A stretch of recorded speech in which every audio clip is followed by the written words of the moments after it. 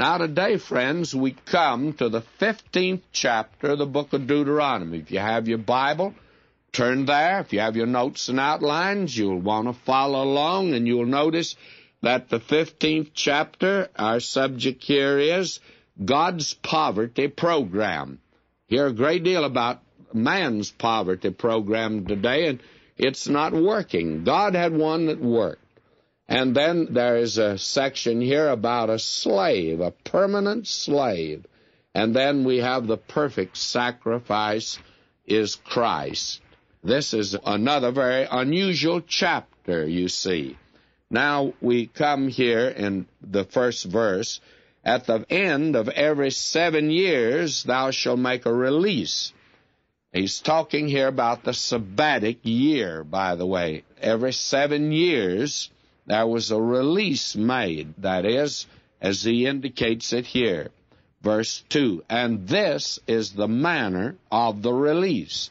Every creditor that lendeth aught unto his neighbor shall release it. He shall not exact it of his neighbor or of his brother, because it is called the Lord's release. Now, every 7th year the land was to lie fallow.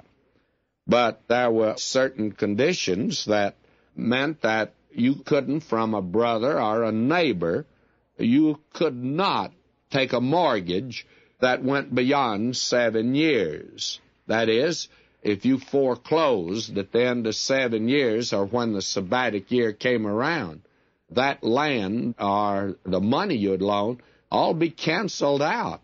So they had to take that into consideration. Why? Because it equalized the wealth of that day. It gave every man an opportunity.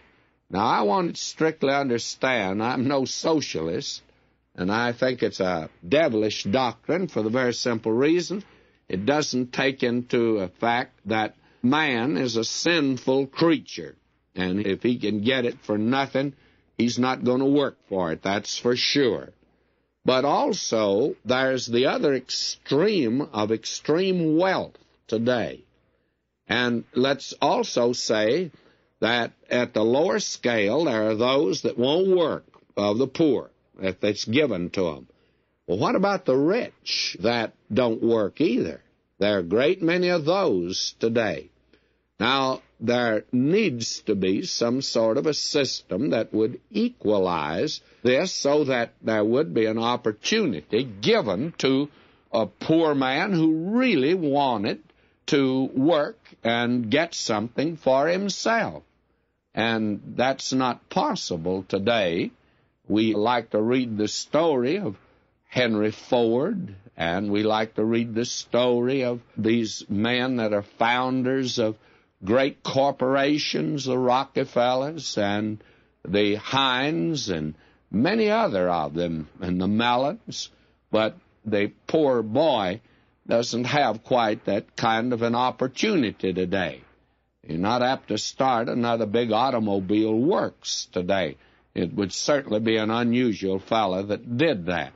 Well, the thought here is this was God's method of giving every man an opportunity who would work.